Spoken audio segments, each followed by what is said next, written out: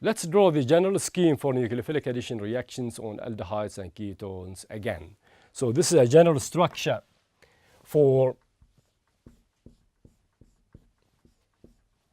aldehydes, and we have seen already that aldehydes and ketones are polarized at this functional group because of the difference in electronegativity between oxygen and carbon. The higher electronegativity of oxygen relative to that of carbon leaves a positive delta on that carbon and a negative delta on oxygen, and also not only because of inductive withdrawal that carbon is electrophilic, it's also because of resonance withdrawal, which polarizes this carbonyl group and makes that carbon electrophilic in nature, and therefore nucleophiles get attracted to it. Nucleophiles attack that carbon of the carbonyl group in nucleophilic addition reactions. We've seen also the angle of attack of nucleophiles, that nucleophiles attack at a specific angle, which is the Borg-Giedonitz angle, 107 degrees with respect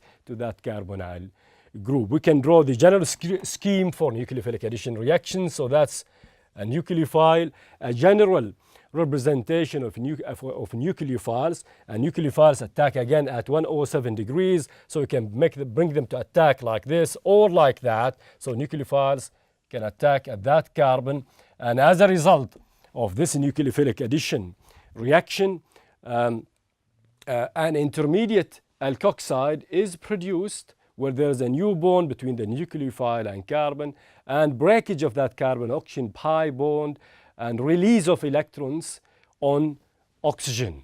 Okay, so we get something like this as an intermediate product.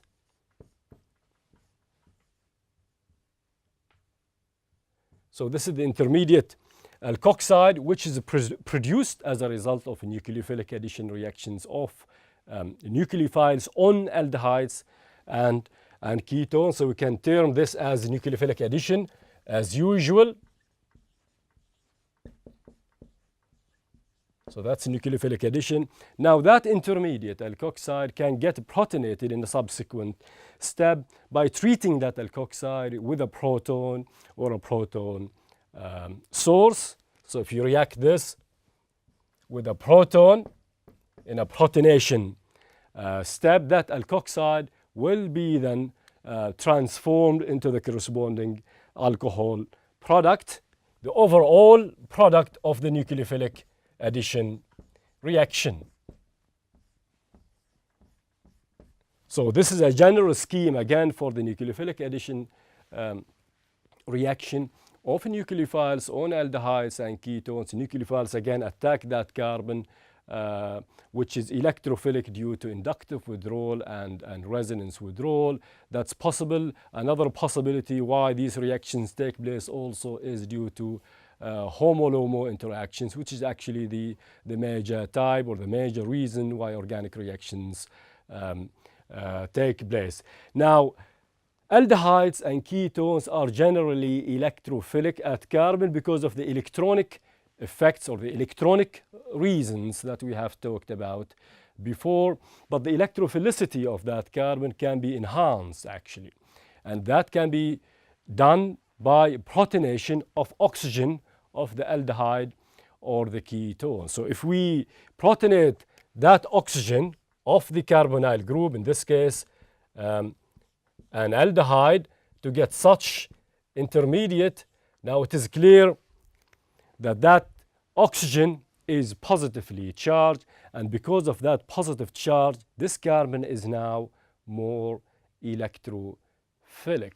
Therefore, the electrophilicity of carbon is now enhanced as a result of protonation of oxygen of the aldehyde or of the ketone. So protonation enhances the electrophilicity. So this carbon is now more electrophilic than carbon in an unprotonated aldehyde. So protonation of aldehydes and ketones or carbonyl groups in general, carbonyl compounds in general, enhances the electrophilicity of carbon. Therefore, it makes them more susceptible to to nucleophilic attack. Now that proton is provided by a Lowry-Bronsted acid, a proton, if you like, a proton source or a proton donor.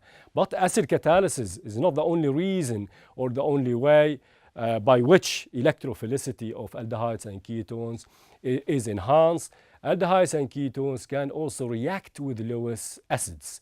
Remember, Lewis acids basically electron pair acceptors. So if you take that general structure for aldehyde, but now you react this with a metal in general, a metal such as magnesium, for example, a Lewis acid such as magnesium, zinc, for example, cerium.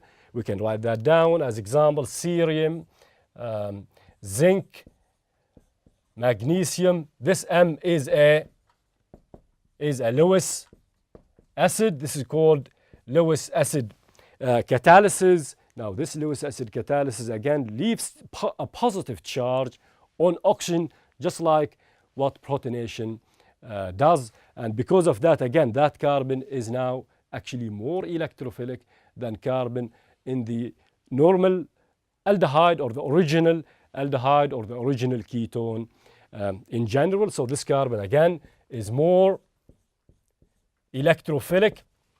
So that's another reason or another way by which the electrophilicity of carbonyl groups or aldehydes and ketones is enhanced or increased through protonation as one method, and also by Lewis acid catalysis.